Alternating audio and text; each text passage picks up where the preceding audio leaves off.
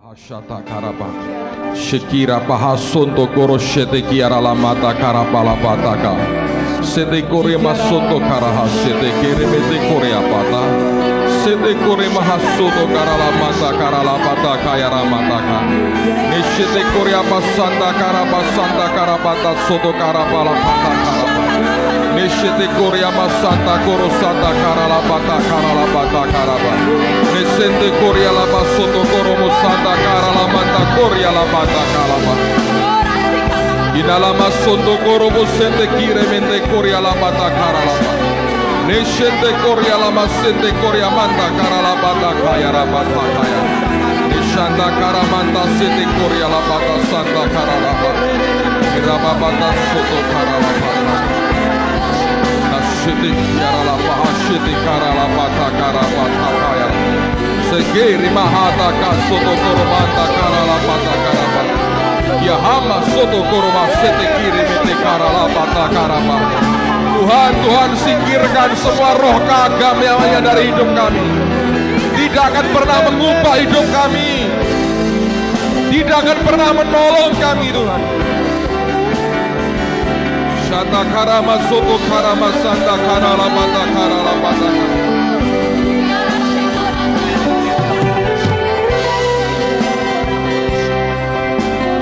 Baiklah, Tuhan tolong anak-anak. Sungguh kami minta tolong anak-anak.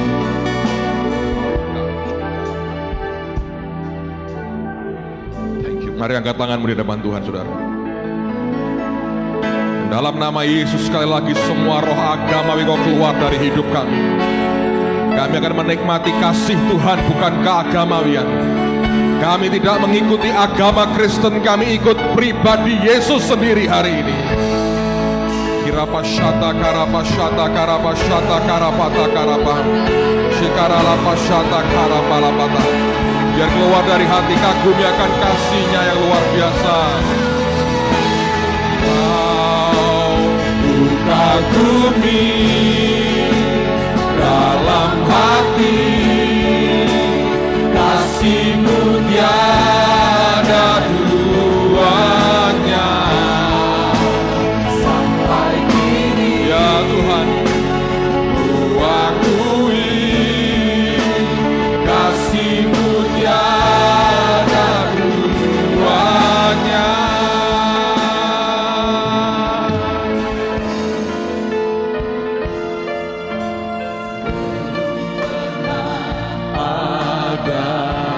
Mau jujur, saya jujur, tidak ada kasih seperti yang didemonstrasikan oleh Yesus kita, menerima kita apa adanya. Anda tahu manusia kita mau menerima orang lain dengan syarat, kalau orang itu sesuai dengan yang kita harapkan. Anda lihat itu, suami istri bercerai kenapa? Karena istrinya atau suaminya berpikir, dia sudah tidak lagi sesuai dengan yang aku mau, atau yang aku minta, atau aku harapkan. Keluarga bisa hancur kenapa? Karena masing-masing punya standar dan syarat. Orang tuaku harus begini, anakku harus begini, mantuku harus begini. Ada standar. Kalau kita berkata, maaf aku tidak bisa, mereka berkata, aku tidak mau terima kamu. Orang kerja, perusahaan menerima Anda dengan syarat. Tidak ada manusia yang terima orang lain tanpa syarat, kecuali Yesus kita. Ada kabar gembira buat saudara, Yesus terima kita apa adanya saudara.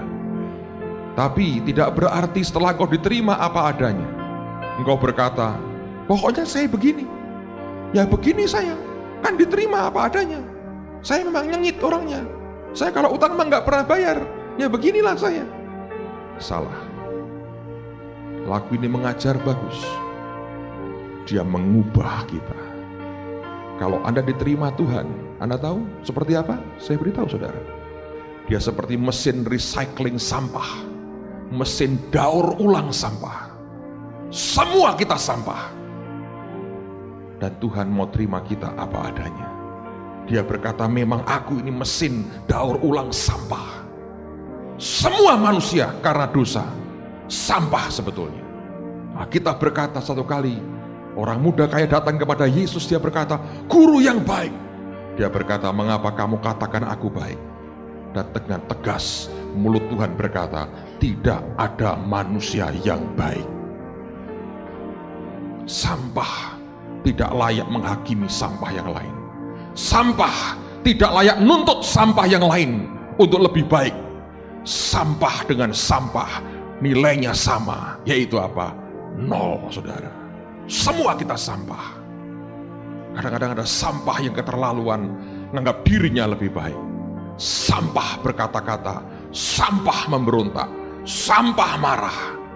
Anda pernah bayangkan itu?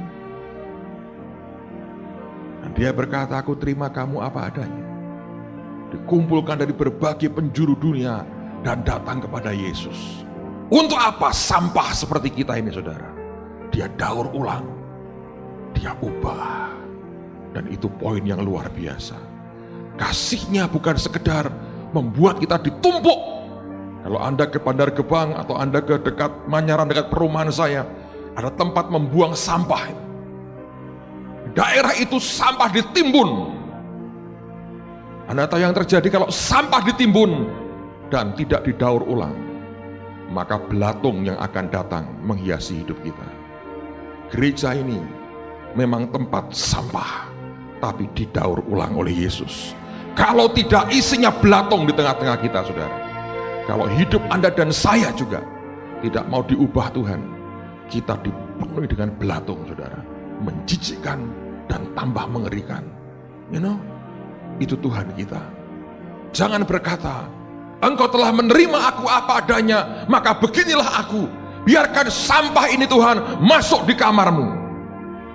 He will say, no way. Dia akan berkata tidak akan terjadi. Di-recycle ulang. Beberapa sampah bertahan dengan kesampahannya. Beberapa sampah bangga dengan kesampahannya. Saya berkata, tidak ada yang dibanggakan dari manusia kita. Tidak ada manusia yang baik. Sampah tidak usah menghakimi sampah lain. Sampah tidak bisa menuntut sampah lain. Bawa diri masing-masing kita pada mesin recycling daur ulangnya Tuhan. Dia ubah kehidupan kita. Dia terima kita apa adanya untuk dia ubah dan jadi baru serupa dengan penciptanya, Yesus Tuhan yang luar biasa. Itu value hidup kita sebagai orang percaya. Kalau kita bertahan dengan kesampahan kita, dengan kedagingan kita, percayalah saudara, Anda akan penuh dengan belatung setan dalam hidup. Dan tidak ada yang nice, tidak ada yang menyenangkan dengan semuanya itu. Hanya ada satu pilihan buat kita sampah ini, hidup dalam proses daur ulang Tuhan. Dan itu akan menciptakan perubahan yang nyata. Amen, saudara. Mari angkat tangan sama-sama. Hamba berdoa demi nama Yesus. Kami perlu kuasa dari tempat yang maha tinggi untuk mengubah hidup kami dengan radikal. Dan hamba berdoa, lanjutkan karyamu di tengah-tengah kami. Buat hati yang merendah di hadapan Tuhan, supaya kami boleh dengan rela dibentuk dan diproses oleh Tuhan sendiri. Di dalam nama Tuhan Yesus. Dan semua kita berkata, amin. Silakan duduk saudara. Mari kita lihat dalam kitab Daniel pasal 12. Saya mau baca ayat yang ketiga dan ayat yang ke-10 dari kitab Daniel pasal yang ke-12. Daniel pasal 12 ayat 3 sampai dengan ayat yang ke-10. Dan orang-orang bijaksana akan bercahaya seperti cahaya cakrawala, dan yang telah menuntun banyak orang kepada kebenaran seperti bintang-bintang, tetap untuk selama-lamanya. Ayat 10 menjelaskan siapa orang yang bijaksana dan siapa yang tidak bijaksana, karena firman berkata, banyak orang akan disucikan dan dimurnikan dan diuji, tetapi orang-orang fasik akan berlaku fasik. Tidak seorang pun dari orang fasik itu akan memahaminya, tetapi orang-orang bijaksana akan memahaminya. Saya mau ulang pada ayat yang ke-10. Alkitab mengatakan judul perikop pasal 12 ini tentang akhir zaman, dan firman berkata banyak orang akan disucikan dan dimurnikan dan diuji, tetapi orang-orang fasik akan berlaku fasik. Tidak seorang pun dari orang fasik itu akan memahaminya. Memahami apa? Memahami akan yang dimaksud dengan penyucian, pemurnian, dan pengujian Tuhan. Tetapi Alkitab berkata, orang-orang bijaksana akan memahaminya. Yang Tuhan kerjakan dalam kehidupan kita ini, tidak seluruh manusia, bahkan tidak semua orang Kristen bisa memahaminya. Saya baru mendengarkan sebuah kesaksian lain yang dialami oleh seorang hamba Tuhan lain. Saya nggak akan sebut namanya. Orang ini orang yang sebetulnya dikenal oleh banyak orang juga. Beliau beberapa waktu yang lalu kena heart attack, serangan jantung, dan kabarnya nyaris lewat. Dan dalam keadaan seperti itu dia bergumul, dia bertanya kepada Tuhan, Tuhan, ada apa sebetulnya? Mengapa Engkau izinkan aku mengalami seperti ini dan nyaris mati? Pada waktu itu dia bersaksi, Tuhan membuka akan hatinya, dan Tuhan bicara dengan dia dalam Wahyu pasal 3 tentang jemaat Sardis. Di rumah nanti Anda boleh baca. Dari apa yang dikatakan ini mengerikan sekali, karena firman berkata, engkau dikatakan hidup tetapi engkau mati. Yang kedua dikatakan, dari semua pekerjaan yang engkau lakukan, kudapati tidak satu pun yang kudapati sempurna di hadapanku. Saudara bisa bayangkan, orang ini super sibuk luar biasa di dalam pekerjaan Tuhan, super sibuknya. Dan dengan begitu banyak yang dia kerjakan dengan Tuhannya, atau untuk Tuhan dia pikir. Di hadapan Tuhan dia berkata, tidak ada yang aku dapati sempurna. Lalu orang berkata begini, Pak kan lumayan, tidak 10 kalau 8 kan lumayan. Dengar baik-baik saudara. Di perjanjian lama jelas dikatakan, hewan yang cacat tidak boleh sebagai korban persembahan. Artinya, hewan yang tidak sempurna, hewan yang tidak utuh dalam kriteria Tuhan, tidak boleh dipersembahkan sebagai korban di hadapan Tuhan. Dengan kata lain, kalau orang melakukan pekerjaan Tuhan, dan Allah mendapatinya cacat dan tidak sempurna, maka semua yang dikerjakan tidak ada gunanya dan sia-sia. Dalam pandangan manusia itu boleh berharga dan sepertinya luar biasa.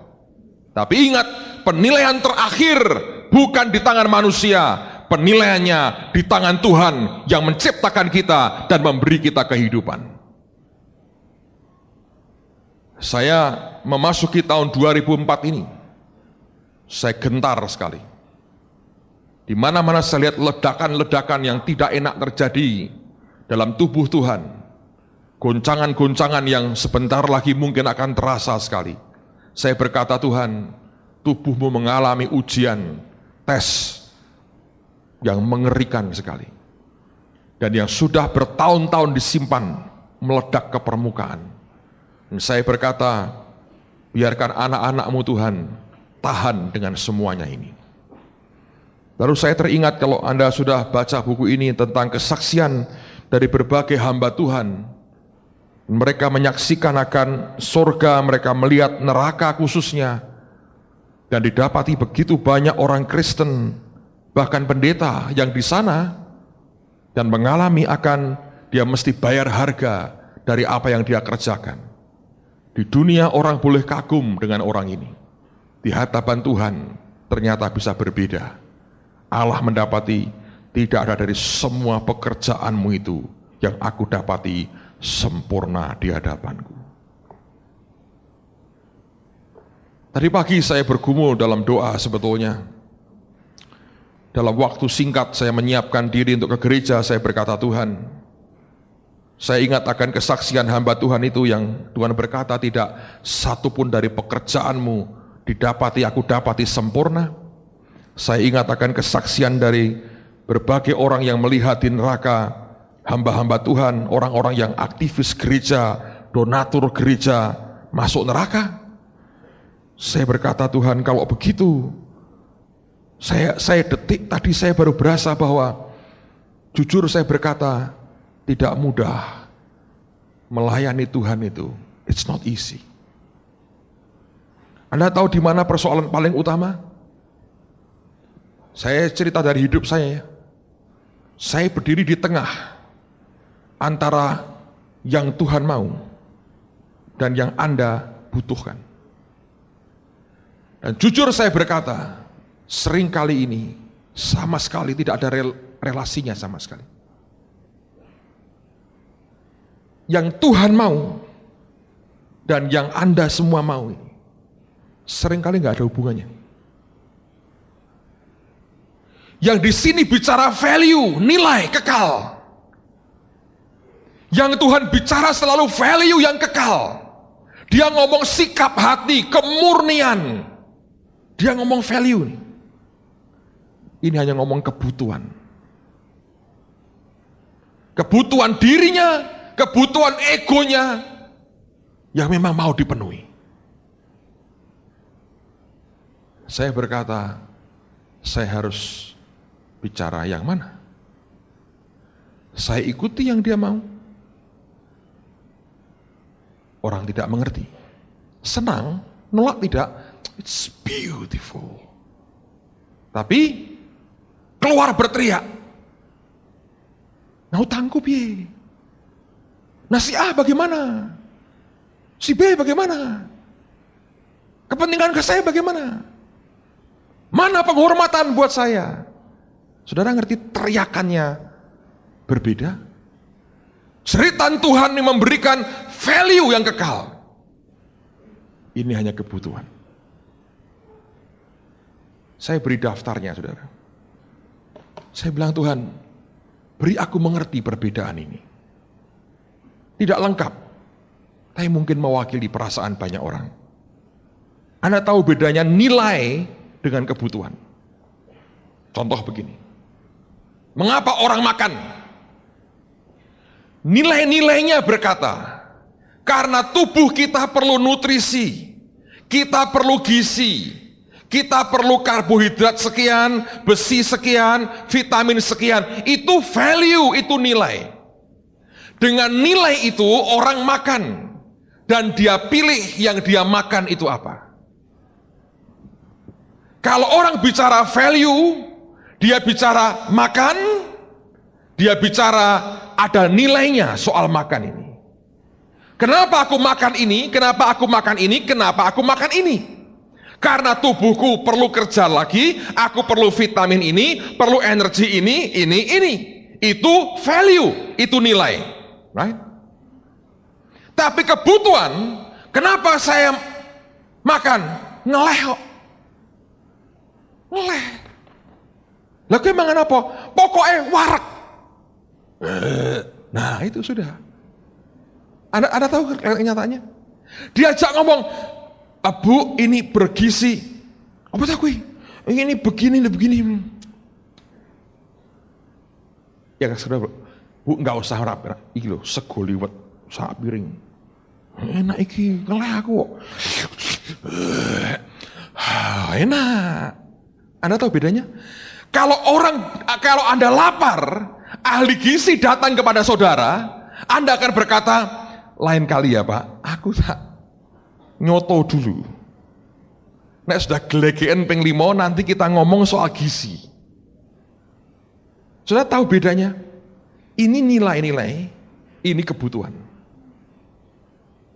Di dalam masyarakat kita berkembang juga hal yang sama.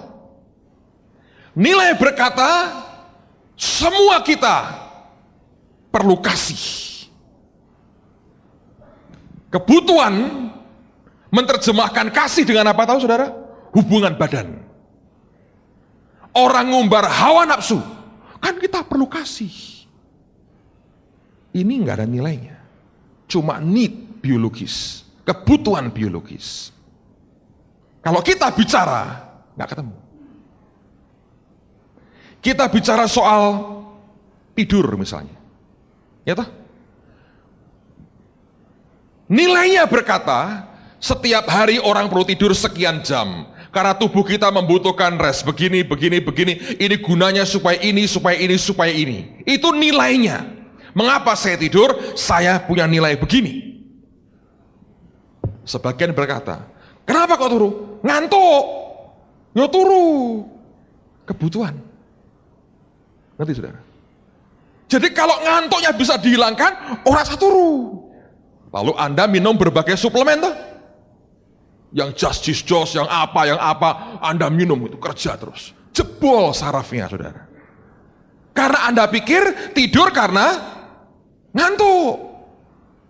Minumin kopi, 3 ember, bluk. Ngantuknya hilang. Kerja terus, jebol sarafnya. Tapi ini bicara kebutuhan, itu kenyataannya.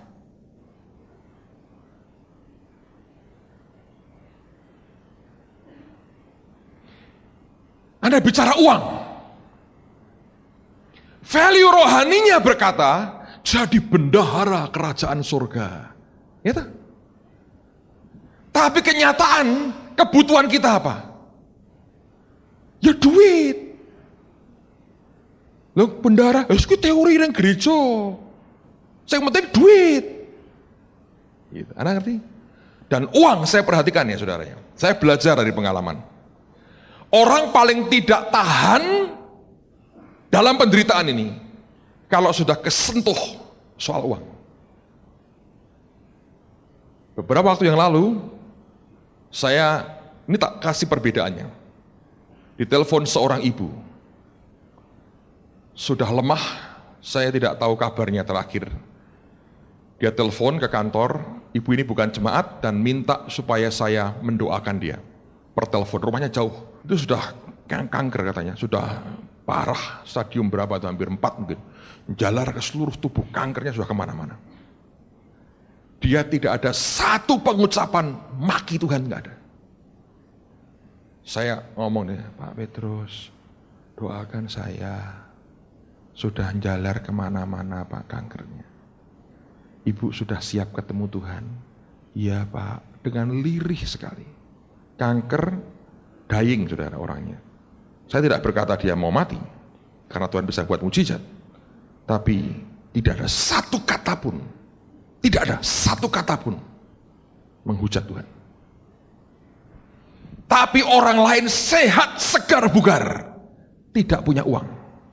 Apa namanya? Oh rasa Tuhan-Tuhanan. Yang penting itu duit, fulus. Percuma ikut Tuhan, yang penting duit. Heran. Kenapa kok saudara bisa begitu? Sebab memang betul Tuhan berkata, jangan bertuhankan 2 tuan. Yesus dan apa? Mamon. Terbukti kok saudara. Dan di belakang semua motivasi, apapun yang keluar dari tampilan orang di luar saudara. Serius saya berkata, ujung-ujungnya apa? Duit. Memang UUD itu harus terus diubah terus ya toh. Tapi nggak bisa diubah. Entah UUD 45, UUD 67, UUD 2003 itu percuma. Tetap UUD. Ujung-ujungnya apa? Duit. Semua itu bermuaranya duit. Orangnya, dengerin baik-baik, lebih bisa nerima suaminya nyeleweng. Lebih gak apa-apa tuh. Buktinya kalau nyarikan menantu kan gitu. Nakal, pokoknya duit-duit. Ya. Loh ya tuh artinya, ini kasarnya loh saudara. Artinya orang itu lebih tahan suaminya nyeleweng selama punya duit. Lah padahal berzina itu dekat dengan kemelaratan. Setelah Anda kawin, dia berzina, melarat, rasain suami tetap nyeleweng, melaratnya bareng-bareng saudara. Lalu baru minta cerai. Kenapa? Karena sudah melarat. Fakta kok. Ya. Di zaman yang katanya abad 21 ini, tetap UUD saudara. Itu kan cuma need.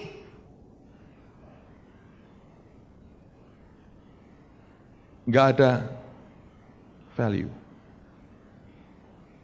Teman-teman tahu ketika kita tender Holy Stadium, banyak orang datang dan sebagian datang dengan air mata berlinang-linang. Ngomong kalau dengerin merinding. Oh, Tuhan berkata, ini rumah Tuhan. Nangis, kasihnya besar, tiada duanya. Semua lagu dikeluarkan semua. Ayat dikutip semua. Kalah tuh, ngamuk tuh. Ngamuk. Berarti ujung-ujungnya apa? Duh, Anda mulai pinter, mulai jujur dengan diri sendiri. Sudahlah saudara, Anda boleh pakai ilmu ginkang tertinggi Shaolin Temple level ke-205. Manusia itu ketahuan semua, kebaca. Mau diwolak-walik seperti apa? Ya cuman itu. Sebab orang lebih mikirkan need daripada value. Karena itu kalau ketika ada ujian, pemurnian, tes dari Tuhan, nggak ngerti. Melewati semua problem, orang berkata, buat apa ini? Yang penting kan sekarang dulu Pak. Nanti kalau di surga, nanti kurang sedetik mau mati, kita beres-beres. Andanya tahu need dan tidak punya value. Kalau kita bertahan dengan hidup seperti ini, akhirnya Anda akan buat apapun yang perlu Anda buat. Hanya untuk memenuhi apa? Kebutuhan. Tapi kita nggak punya value. Pernikahan misalnya. Value-nya berkata, dua orang disatukan, satu daging. Suami istri, teman seperjanjian. Need-nya berkata, harus kawin. Kenapa? Status dulu. Nggak enak. Dikata-katain orang. Umurmu piro? Tiap hari umurmu piro? Kok ora kawin-kawin? Harus kawin. Ayo siapa mau sama saya? Kawin. Serius saudara. Tapi nggak terucap. Saya mewakili Anda ini mengucapkan. Kan begitu kan? Katanya ada orang Belanda katanya punya pepatah begini.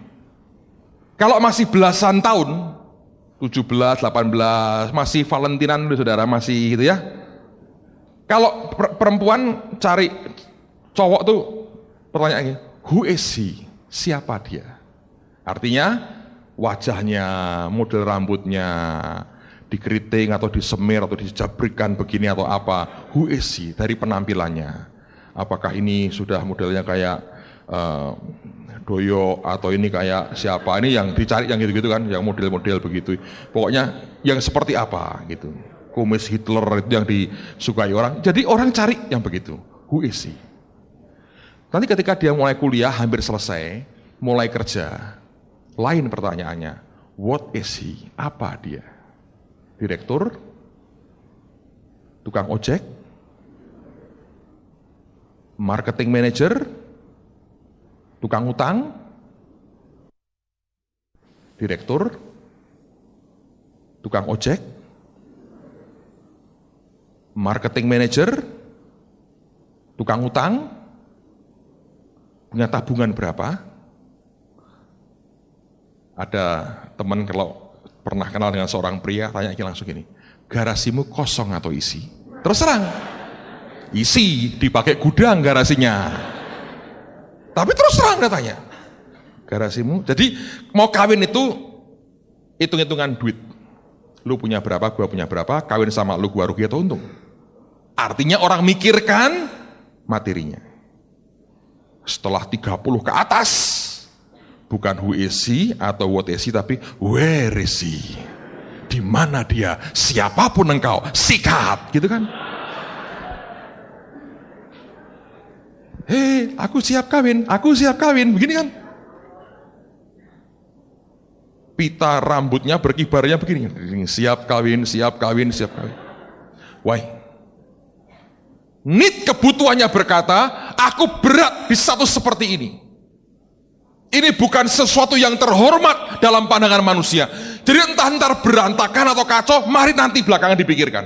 Sekarang aku perlu kawin, titik. Kalau perlu sekarang ada Pak Yos berlutut, berkatilah beta. Das, selesai, kawin. Ya aku kawin. Nah besok kalau persoalan, ke Bu Yos konseling, saudara. Gitu. Ya nggak apa-apa sih, langganan bagus, datang bawa roti, tapi lama blenger ya Pak ya di roti ini terus. Akhirnya jadi roti persoalan, mereknya selalu sama, ini sama. Wah, roti persoalan datang. Gue roti mesti gue dengan dalamnya bukan coklat dan kacang, tapi persoalan tuh. Anda tahu bedanya value dan it. Karena itulah kalau di counseling 6 bulan, gopo. Nah, semua tuh dulu Mbah Buyut ya, orang usah counseling kok. Orang usah ketemu langsung kawin bisa kok. Itu need-nya dia. Dia tidak tahu value-nya, nilainya apa di situ. Sudah ngerti konfliknya nih dalam diri anak Tuhan. Punya anak misalnya. Value-nya berkata apa? Ini keturunan ilahi. Kebutuhan berkata apa? Orang usah ilahi-lahinan. Pokoknya dua anak sing akeh.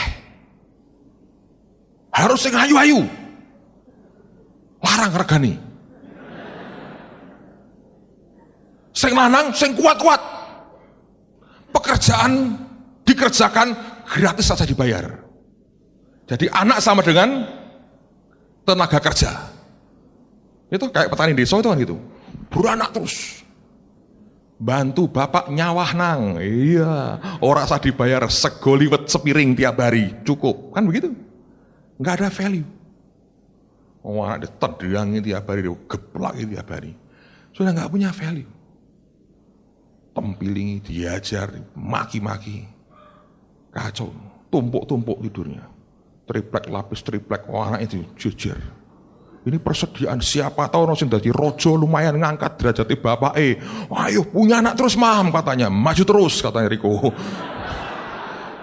Maju terus dia anak. Gak punya value. Cuma need. Gitu. Jadi itu perbedaan yang kalau Anda perhatikan itu memang begitu. Orang sekolah misalnya. Value-nya kan bagaimana supaya aku ini dapat ilmu, pengetahuan, knowledge yang baik. Lalu kerjakan, diaplikasikan. Gitu. Tambah maju dong cara berpikirnya mesti maju. Sekolah itu artinya itu. Mahasiswa juga ngerti, kenapa aku mesti kuliah? Karena begitu. Tapi mahasiswa pun belum tentu punya value. Buktinya, nah ujian nyontek terus tuh. Saya dicari apa? Gelar. Saya beritahu, beli aja. Selama tidak jadi caleg, ora konangan saudara. Ya toh?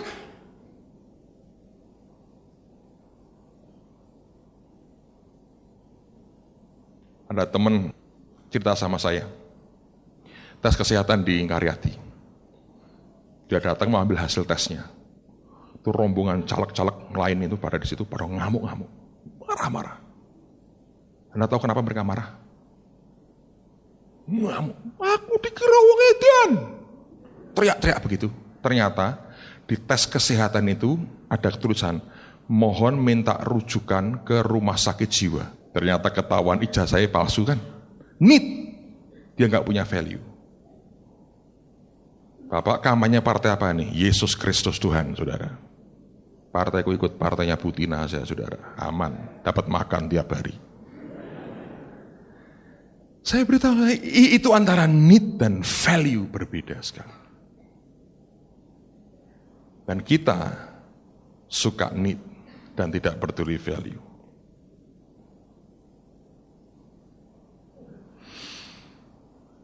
Dan terutama dengan Tuhan, kalau bicara value, dia bicara soal sikap hati. Kita bicara aplikasi, kenyataan. Konkretnya aja lah. Dan di situ salah faham terus dengan Tuhan. Coba buka Yohanes pasal yang kedua. Yohanes pasal yang kedua, ayat yang ke-23 sampai dengan ayat yang ke-25.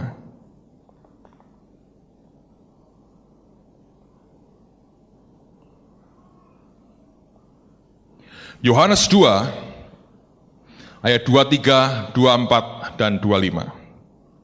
Dan sementara ia di Yerusalem selama hari raya Paskah, banyak orang percaya dalam namanya, karena mereka telah melihat tanda-tanda yang diadakannya. Tetapi Yesus sendiri tidak mempercayakan dirinya kepada mereka, karena ia mengenal mereka semua. Dan karena tidak perlu seorang pun memberi kesaksian kepadanya tentang manusia, sebab ia tahu apa yang ada di dalam hati siapa? Manusia. Kalau Anda percaya kepada Yesus, tidak otomatis dia ganti percaya kepadamu. Tidak. Kita percaya ke Yesus, keharusan kalau mau diselamatkan. Engkau dan saya tidak punya pilihan. Dan dia membuka begitu banyak peluang, kesempatan, anugerah, mujizat dinyatakan supaya orang percaya kepadanya. Tapi soal apakah dia percaya dengan Anda dan saya, itu urusan yang berbeda. Coba buka lagi, saya mau ajak Anda perhatikan. Yohanes pasal 3 sekarang, ayat yang ke-27. Yohanes pasal 3, ayat 27. Kalau Anda mau tahu kepercayaan Tuhan, ini yang penting. Jawab Yohanes, tidak ada seorang pun yang dapat mengambil sesuatu bagi dirinya kalau tidak dikaruniakan kepadanya dari siapa? Surga. Kenapa orang fight, ngotot sesuatu, ingin dapat sesuatu? Dia tidak tahu. Sekalipun engkau percaya kepadanya, Tuhan mengerti hatimu, belum tentu engkau dipercayai Tuhan. Itu value-nya. Mengapa dia mau sikap hati kita benar? Karena bagi Tuhan nilai kekal jauh lebih penting. Bagi banyak orang, kebutuhannya merupakan yang paling utama. Saya berkata itu kesalahan paling besar. Orang cari kebutuhan hidupnya. Tuhan bicara soal nilai yang kekal, value. Tidak pernah ketemu, saudara.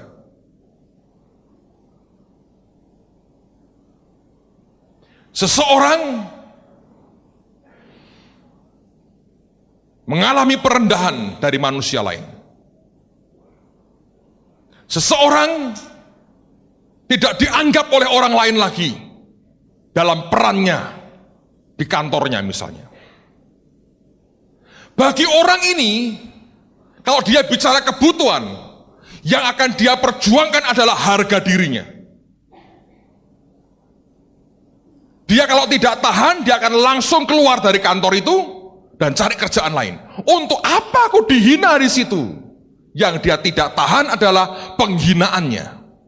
Sebab kebutuhannya adalah kebutuhan untuk dihormati. Bahasa kerennya diwongke. Orang itu mau diwongke. Itu aja, itu aja. Tapi kalau dia mengerti value Tuhan, dia mestinya tanya Tuhan, aku mengalami ini karena apa? Di situ engkau akan belajar nilai-nilai ilahi. Dan dia akan berkata, kamu kan sombong, nah. Kamu anggap semua kamu bisa. Aku harus apa Tuhan? Tetap di tempat, lewati, nanti aku angkat kamu balik. Dia akan stay. Selama dia menunggu, dia akan telan semua penolakan dengan kesadaran, ini memang baik buat aku untuk merendahkan hatiku di hadapan Allah. Anda tahu perbedaannya? Kalau kita nggak memahami ini, konflik terus dengan Tuhan, saudara. Ketika pemurnian, pengujian datang, tesnya datang, kita nggak paham. Alkitab berkata, hanya orang yang bijaksana akan memahaminya. Kenapa aku mesti ngelewati ini? Ada orang berkata, Pak, kenapa aku mesti hidupnya mepet terus? Karena kebutuhan kita adalah mau longgar. Tapi Alkitab berkata, Tuhan memberikan kita mana setiap hari yang notabene mepet terus itu. Untuk menguji hati kita, apakah kita setia dengan hukum Tuhan atau tidak. Value-nya adalah ujian kesetiaan, kebutuhannya capek untuk mepet terus itu capek. Yang mana jadi prioritas Anda?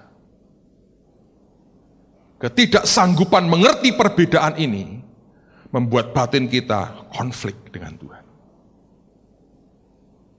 Ya kan? Dan di sini sebetulnya saudara yang terjadi.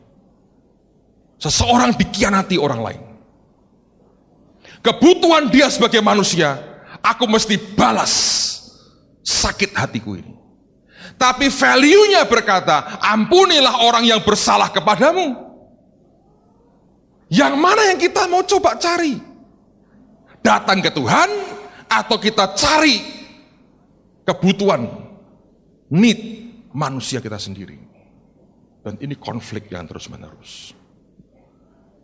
Pada ujungnya sebetulnya yang Tuhan mau buat kita adalah jadilah orang yang Tuhan bisa percayai. Itu aja. Sebab kalau Tuhan bisa percaya dengan saudara, tidak ada manusia, setan seperti apapun yang bisa menghalangi jatah saudara.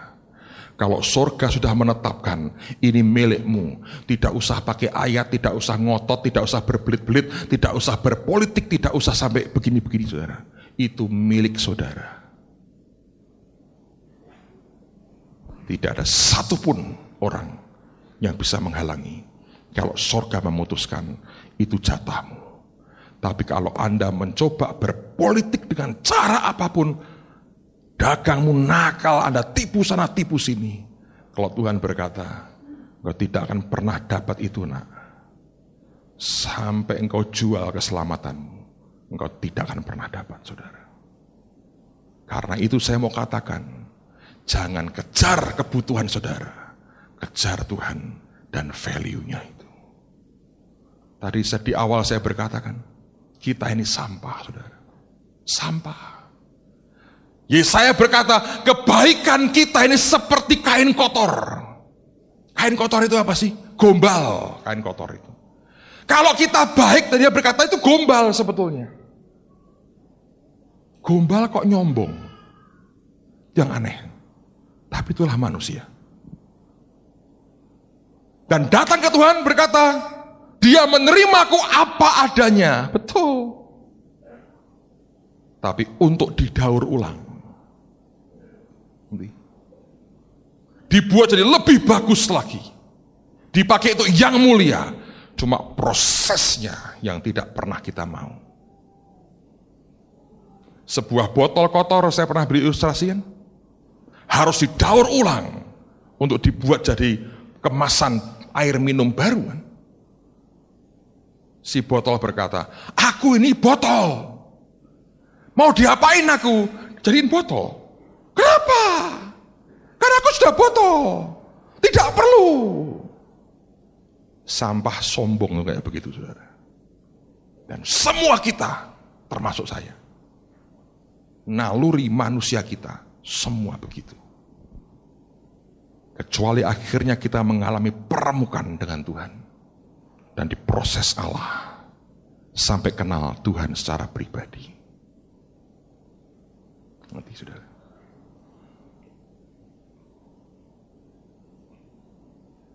Saya mau cerita soal kepercayaan. Beberapa hari yang lalu saya ditelepon, saya ngobrol dengan Pak Yusak, saya ngobrol dengan Bu Iin Cipto, anaknya. Saudara tahu Mahanaim itu punya pelayanan berkembang. Memang begini saudara ya, itu ministry yang tidak mudah benar. Tiap hari bergulat dengan pemulung, dan kalau sampai terjadi masalah, bisa dipukuli pemulung. Itu serius betul, dan terjadi berkali-kali. Kalau Anda mau coba, saya pikir bagus. Tapi saya minta komitmen 2 tahun. Jangan seminggu terus nangis, mami pulang, suara usung, 2 tahun. Nanti Anda ngerti sampah seperti apa, Anda kenal dirimu seperti apa.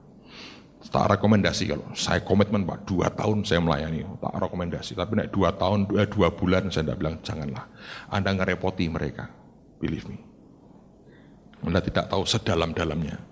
Saya ini sejelek-jeleknya, saya ini penasihatnya Mahanaim. Jadi rodok ngerti, saudara. Bukan penasihat yang ajaib, penasihat ajaib banget, saudara.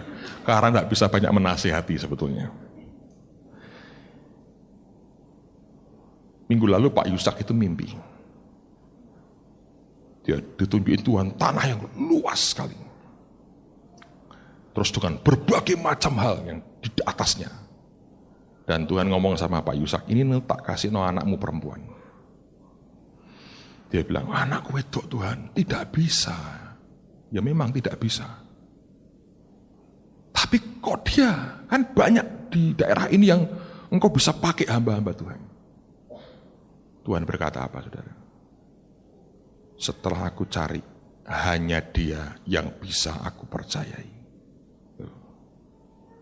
Sebetulnya adalah kepercayaan. Banyak orang yang teriak-teriak, pengen ini. Dan Anda tahu kepercayaan itu dibayar mahal? Mereka beli tanah 1,2 hektar. Yang Anda ingat kita ikut ambil bagian 400 juta. Itu peperangan rohaninya saudara ya, sampai gila-gilaan. Setiap kali diukur tanah itu, 3 kali diukur, nyusutnya 1000 meter. Dari akta pertama itu 1,2, ketika mau dibeli diukur persis 1,2. Setelah dibeli, kan mau digambar. Diukur lagi, turun 1000. Gak yakin aja gambar? Oke, gambar lagi, turun 1000 lagi. Yang terakhir gambar lagi, turun 1000 lagi. Tinggal 9.000 sekarang. Tanah kok bisa nyempit. Dia mancang 2 minggu pertama gagal, tidak bisa mancang. Terus terpaksa dia ngundang bapaknya jok kita, papa kita. Itu untungnya kalau punya papa genah. Nek punya papa rak genah. Salah gak bisa macem-macem. Dol wae. Singgahi duitnya yang bang. Ngurusi kok anak wong, mesti gitu kan, saudara. Urusi awake dhewe, mesti gitu kan. Ini enggak ngundang bapake. Bapake datang. Oh lah, setane gede-gede, memang durung kelasmu. Tak urusane sik. Setan-setan pikir-pikir dek yang setan Bekasi diajak ngomong Jawa bisa. Ayo, kowe ora usah nengker yang macam-macam minggir kan. Wes minggir. Wes bangun. Terus ki minyak nggo apa? Ya dianu topa disiramke neng di, mungkin ya sembarang ngene wes mulai aku. Anda tahu Pak Yusak kan?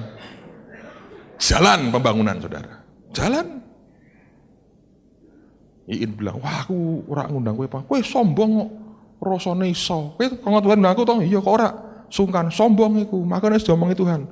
Oh gede-gede, di kelas burung kelasmu, terus aku ngurus. Ya. Tapi itu kan kepercayaan Tuhan. Anda ingin sesuatu, buat sampai Tuhan percaya dengan saudara. Sederhana kok saudara. Pak saya ingin ini, saya. Apakah engkau orang yang dipercaya Tuhan? Sederhana kan saudara. Banyak orang yang percaya kepadanya. Pertanyaannya adalah, apakah kita bisa dipercayai? Jadi Ibu Iin ngomong sama saya, Pak, Tuhan bakal ngasih banyak ke kita. Ini mereka punya sekolah, dikasih sekarang pabrik roti. Bisa membuat donat, 5.000 donat tiap hari. Ada yang suka donat di sini? 5.000. Mau dikasih mesin recycling sampah. Nanti ditunjuk Tuhan, nanti ini sudah terjadian yang ini. Yang tanah gede itu belum kejadian. Bapaknya sudah ngomong nanti dong, kamu akan dapat properti banyak sekali. Terus setelah doa ngomong-ngomong lagi dia bilang, tapi kowe ora iso nyekelin. Memang dikekno kowe untuk mengelola. Tapi untuk kamu punya kepemilikan segitu banyak kowe ora iso. Ayo Pak aku ora iso, makanya Tuhan ngomong kayak aku ben dimiliki aku katanya. Loh kok aku kok nganggur kok kaya raya. Kayak no gerejone wae. Didol Pak. Nah, digantung Tuhan.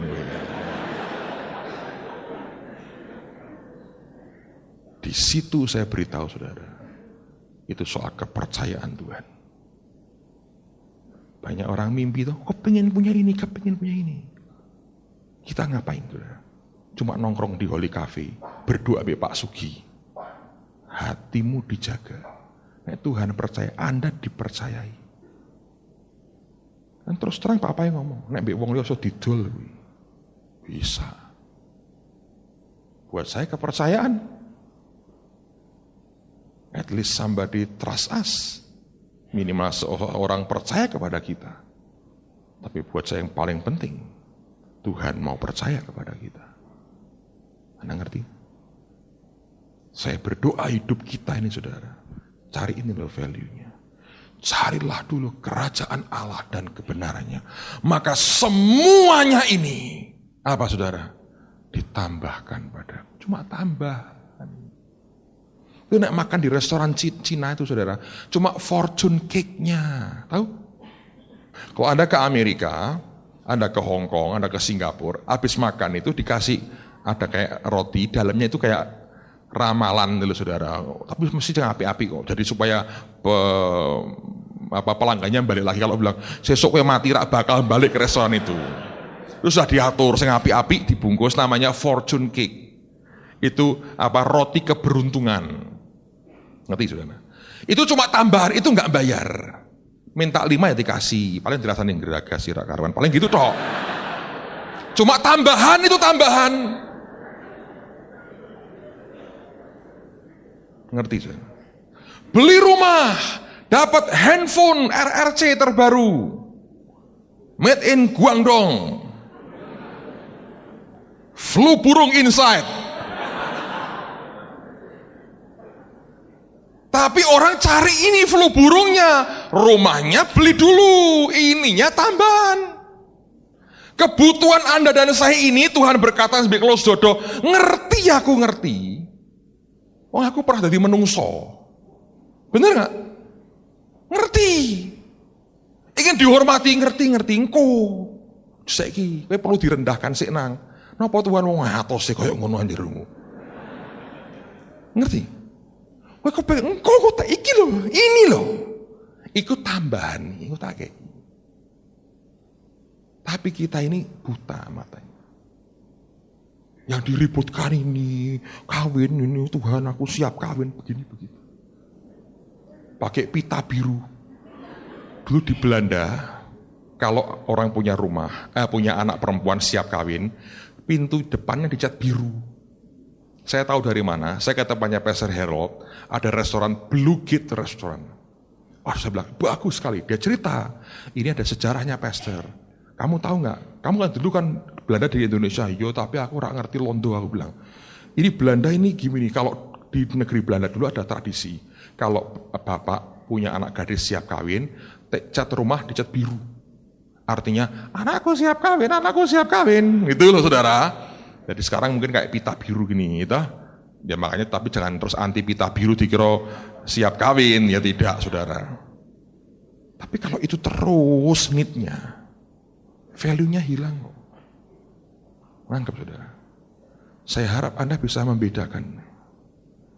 Ini cuma ditambahkan. Ini yang paling utama. Saya berdoa Anda dan saya jadi orang yang bisa dipercayai karena ngerti value Tuhan dalam hidup kita. Mari berdiri sama-sama.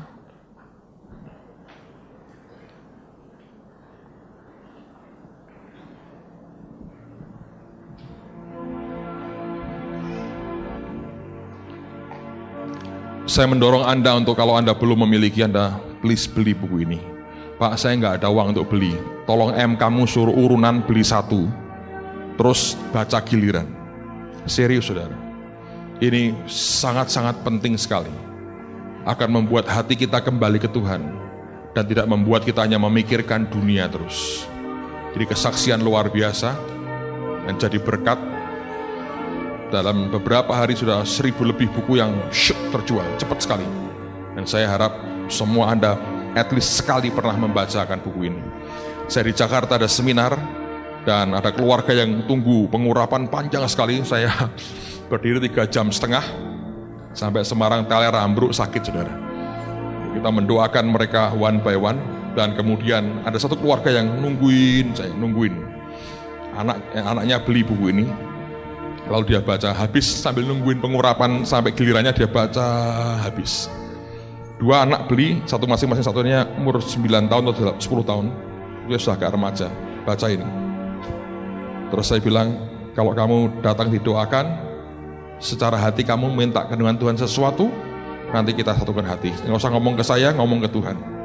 2 anak remaja ini datang, ketika maju didoakan nangis. Pulang mamanya cerita, ditanya, kamu, tanya sama yang gede, sendirian nih, tadi minta apa? Dia ngomong pakai bahasa Inggris, closer to God, lebih dekat kepada Tuhan. Si kecil ditanya, nah si kecil ini keluarga ini orang Semarang tadinya asalnya. Mamahnya waktu hamil ini, dokter sampai di Singapura berkata, tumor, buang. Sama istrinya Pak Nugroho, ditemuin saya di Jakarta, saya on the way ke Amerika waktu itu, saya lupa. Ketemu di Cengkareng, dia bilang, Pak ini teman saya, orang Semarang, dokter bilang ini tumor. Saya sembahyang gitu, anak, dapat firman, ini Hana melahirkan anak, ini anak laki, jangan dibuang. Bapak berani? Saya nekat, tapi Tuhan ngomong, dia bilang, jangan dibuang, anak laki, suruh ngecek lagi, diperiksa betul, anak, saudara. Dan keluarga ini 2 anak perempuan, tidak punya anak laki, lahir laki, luar biasa. Jadi mereka dekat karena ada kaitan story seperti itu. Ini anak kecil, ketika didoakan selesai, pulang, mamanya tanya, Nyo, kamu tadi berdoa minta apa? Kok sampai nangis-nangis? Dia ngomong apa? Closer to God, lebih dekat dengan Tuhan. Ini buku jadi berkat bagi banyak orang. Dan beberapa orang akan beli cukup banyak dibagikan ke orang lain. Karena impact-nya besar, membuat orang dekat dengan Tuhan. Miliki value-nya Tuhan, saudara. Jangan hanya terfokus kepada need kita. Amen. Angkat tangan sama-sama. Thank you Father God. Engkau yang ubah kami Tuhan.